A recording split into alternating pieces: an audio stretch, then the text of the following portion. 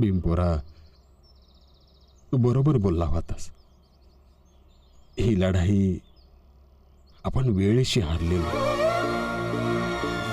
पण पुढच्या वेळेस जास्त मेहनतीने, जास्त हिमतीने, जास्त जोमाने तयारी करूया. ठीक आहे बाबा.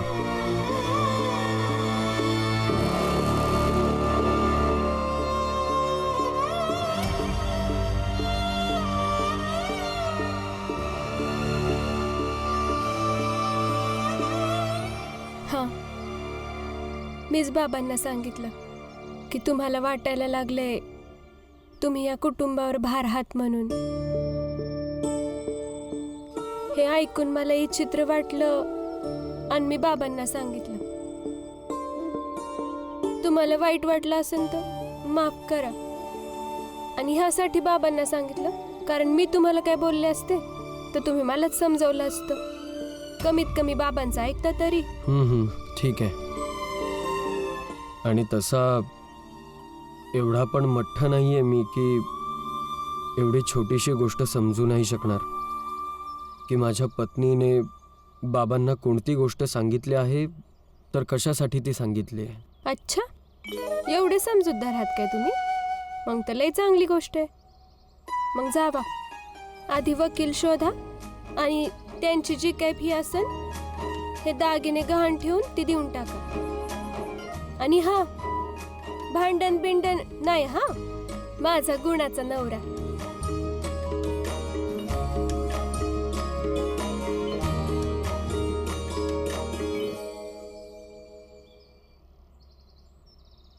जावा.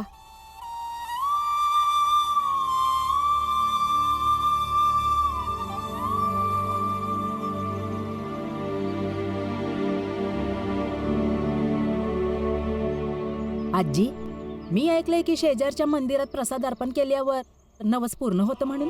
ते मी तर मंगेशजींसाठी जेवण घेऊन पोलीस ठाण्यात चाललीये.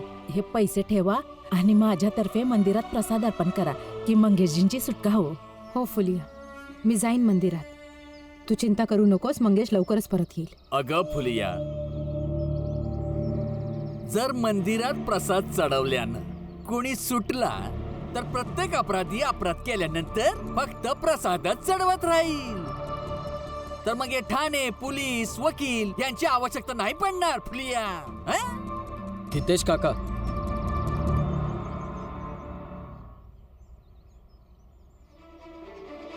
प्रसाद अर्पण करणे ही एक भावना आहे आणि प्रत्येकाची भावना आपल्या जागी बरोबर असते. आणि मंगेश काकांनी कुठला अपराध नाही केलाय, आरोपी नाहीयेत ते की त्यांची कधीच सुटका नाही होणार. मी येते आजी.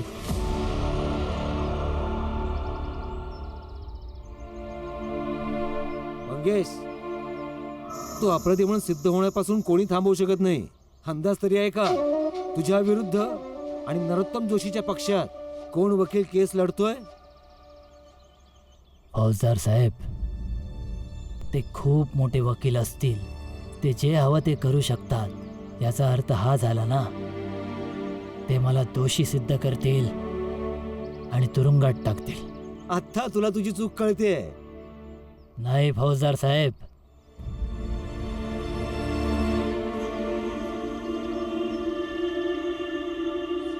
मला साताऱ्याच्या एका पोराने बोललेली गोष्ट आठवली. कोणती गोष्ट? हीच की असत्य किती पण शक्तिशाली असो, शेवटी हार त्याचीच होते. आणि सत्य कितीही कमकुवत वाटो, शेवटी विजय सत्याचाच होतो. अच्छा, कोण होता तो मुलगा जो अशा मोठमोठ्या गोष्टी करत होता? होता नाही फौजदार साहेब, आहे. ही गोष्ट नेहमी लक्षात ठेवा की जर कोणी घाबरला नाही तर भीती त्याला बघून स्वतः पळून जाते.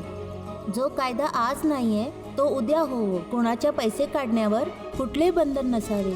असे लोक कधीही येऊन वाद न घालो, उलट त्यांना शिक्षा मिळावी.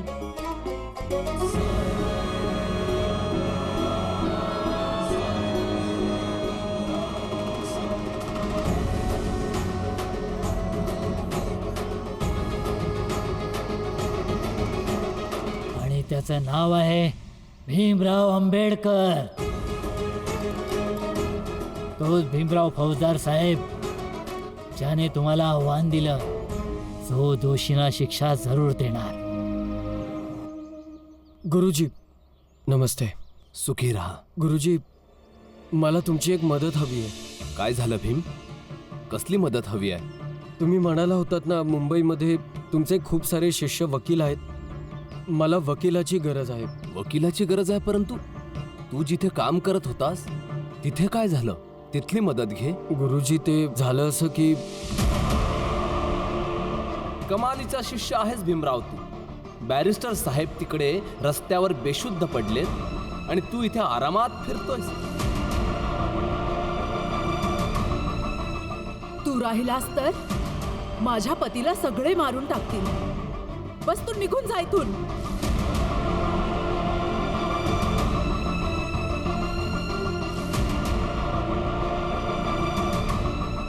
आजपासून भीम तुमच्या सोबत काम नाही करणार. नाही करणार. मला नाही वाटत की माझ्यामुळे कोणाला त्रास व्हावा. तर आता मी बॅरिस्टर साहेबांकडे काम नाही करत. ठीक आहे, चल मी त्याच्याशी बोलतो. चल. चला. कुठे?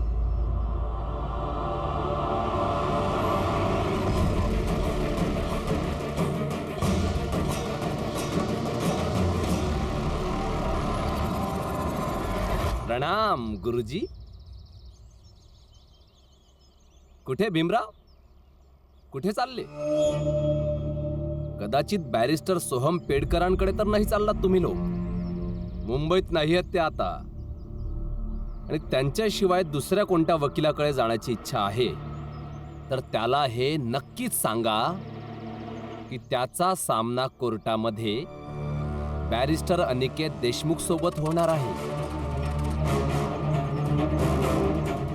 काय झालं? हा? चला येतो. प्रणाम गुरुजी.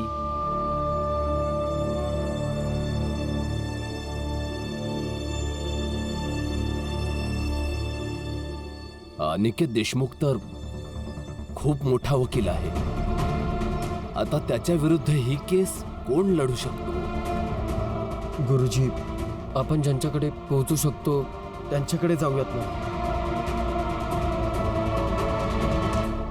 हो, चल.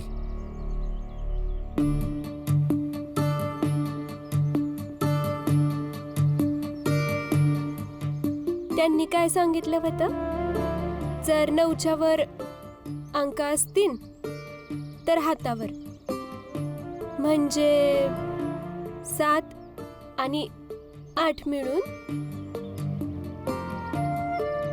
15 झाले. 15तले 5 इकडं. रमा, तुझे भाऊ बहीण बाहेर भांडतायत आणि तू इथं अभ्यास करतेस.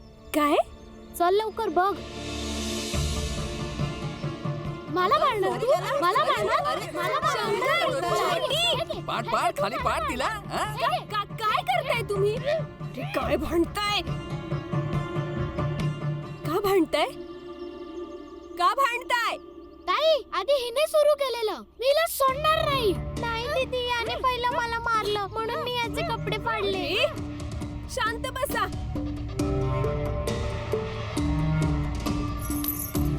चुप.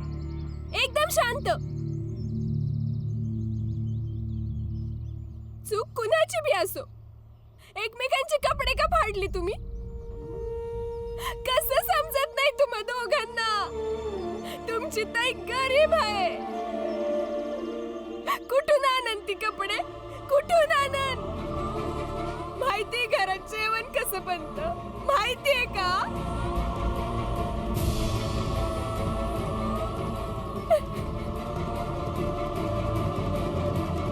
रमा, अगं रडू नगच. लेकरं आहेत. लेकरं तर आपसात भांडतातच ना. बस. कसं समजत नाही यांना? काही हरकत नाही रमा. आता तर भीम परीक्षा देणार नाही, म्हणजे शिक्षण घेणं सोडून दिलं. आता शिक्षण घेणं सोडून दिलं तर काय होणार? काम धंदा करणार. आणि जर काम धंदा करणार मग पैसे येऊ लागतील. मग तुमच्या सगळ्या अडचणी दूर होतील. हे सगळं बघून आणि ऐकून किती मजा येते ना. चांगलंय. असं वाटतंय की खूप वर्षांची इच्छा पुरी झाली. रमा, तू घरात जा. आज याला उत्तर मी देते. जा जा आज जा. हा जा.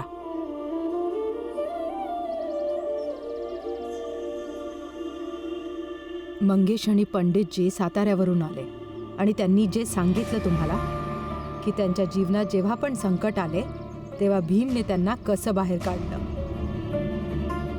भीम साधारण माणूस नाहीये, पण मला माहिती आहे तुझा तेव्हा विश्वास बसेल जेव्हा तुझ्या जीवनात कष्ट येईल आणि त्याला फक्त भीम दूर करेल. तुमच्या माहितीसाठी सांगतो, माझं जीवन अगदी बरोबर चाललंय आणि खात्रीच नाही, पूर्ण विश्वास आहे यापुढेही योग्यच चालेल.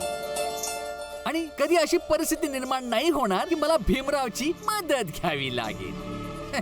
मदत ती पण भीमरावकडनं.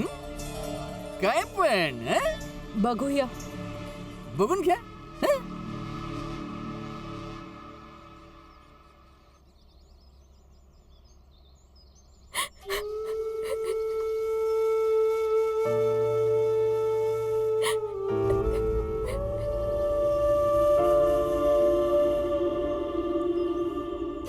ताई, मला माफ कर. हा ताई, तू रडू नको. आम्ही परत कधीच भांडण नाही करणार. अरे तुम्ही दोघं जा ना बाहेर, भांडा, कपडे फाडा. माझ्याशी कशाला बोलताय? जा.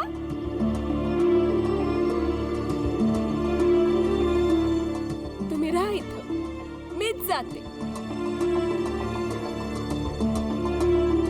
कुठं काम शोधायचं?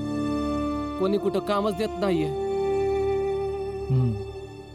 आणि खोटं बोलून काम करतोय तर काम टिकत नाहीये. आता तर असंच काम शोधावं लागेल. वय बाळा, अजून दिस ढळाला येळ आहे. कुठे दुसरीकडे जाऊन प्रयत्न करूया, कदाचित कुठेतरी काम मिळेल. हो काका, चला. भीम आणि बाबा वकिलाला शोधायला गेले होते. माहीत नाही त्यांना वकील मिळाला असेल की नाही. कोणताही वकील केस लढायला तयार होत नाहीये. काही वकील तर दुसऱ्या वकिलाचं नाव ऐकूनच घाबरतायत. काही जास्त पैसे मागतायत जे आत्ता आम्ही देऊ नाही शकणार. आणि कळस म्हणजे माझे जे शिष्य होते ते पण ही केस न लढण्यासाठी कारणे सांगायला लागले आहेत. पण हार मानून तर नाही बसू शकत ना. जाऊन शोधूया, कोण ना कोण वकील जरूर मिळेल. हो बाबा, चल. चला.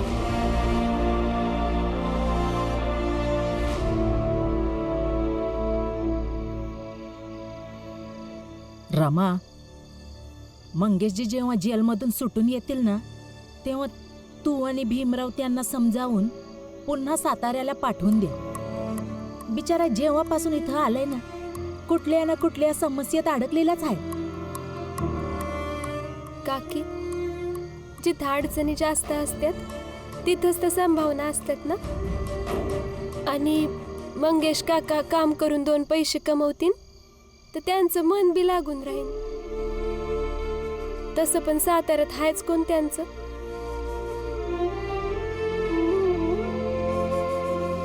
रमा, ते उद्या जेलमधून सुटतील ना? का नाही सुटणार? नक्की सुटतील. ते गेलेत ना वकील शोधायला.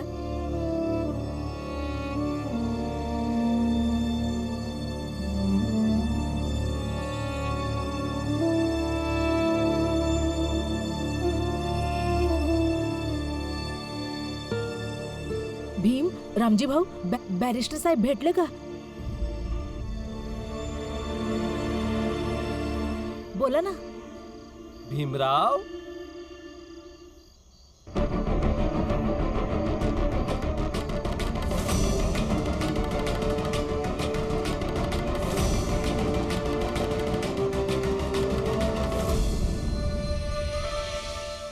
सांग भीमराव, भेटला कोणी वकील जो या मुंबईमध्ये बॅरिस्टर अनिकेत देशमुखच्या विरुद्ध केस लढण्यासाठी तयार आहे? बोल.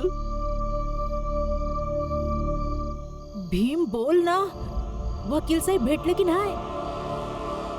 नाही भेटले.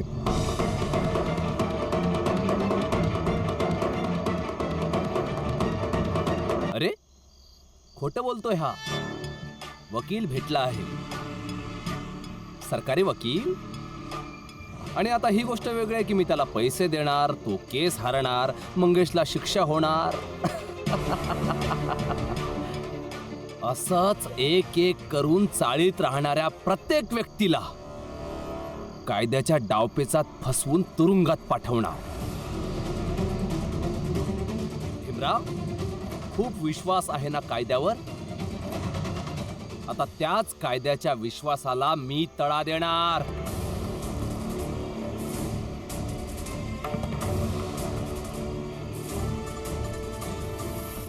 चला बाबा. शिका की कसा कायदा आम्हा श्रीमंतांच्या खिशात असणारा बस एक हत्यार आहे, ज्याने आम्ही जेव्हा पाहिजे, ज्याला पाहिजे, तुम्हा लोकांचा संहार करू शकतो. उद्या मंगेशला शिक्षा मिळणे तुझ्या अहंकाराला तडा जाणे आहे भीमराव. तुझा पराजय आहे.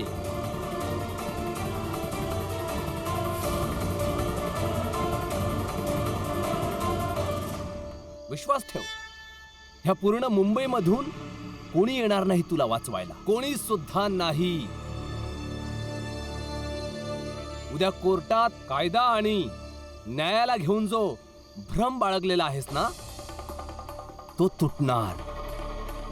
बघ आणि तयार रहा. चला. भीमराव,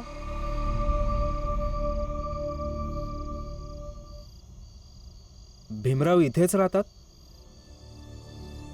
हो, हा माझा मुलगा भीम. पण आपण कोण? मी बॅरिस्टर सोहम सरांचा सहाय्यक आहे, ज्यांच्याकडे भीमने काही दिवसांसाठी काम केलं होतं. हो. आता ते सुरतमध्ये आहेत. त्यांना कुठून तरी माहिती पडलं की भीम कुठली तरी केस लढतोय आणि कुठल्या बॅरिस्टरची गरज आहे. त्यांनी निरोप पाठवलाय की ते उशिरा रात्री मुंबईत येतील. भीमने त्यांना जाऊन भेटावं. भीमची केस ते लढतील.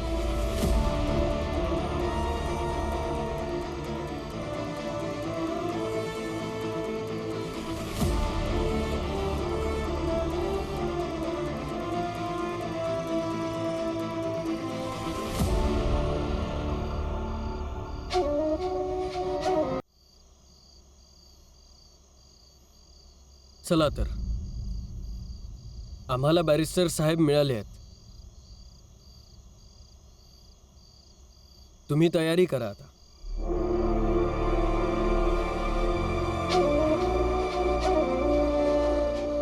असं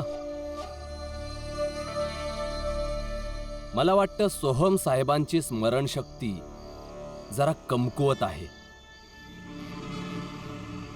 ऐक, जाऊन आपल्या बॉसला मागच्या वेळेचा धडा आठवण करून दे. उद्या कोर्टात येण्या अगोदर एकदा लक्षात येईल की मागच्या वेळेस त्यांच्यासोबत काय घडलं होतं. आणि हा पण विचार करतील की जर या वेळेस कोर्टात आले तर काय काय होऊ शकतं. त्यांना सगळं लक्षात आहे. पण एक गोष्ट आपल्याला सांगून ठेवतो, सरांचा कल भीमच्या बाजूने केस लढण्यापेक्षा आपल्या विरुद्ध केस लढण्यात आहे. ह्यासाठी आपल्याबद्दल विचार करा. आणि जर आपण ही केस हरता तर आपण सगळे लॉकअपमध्ये असाल.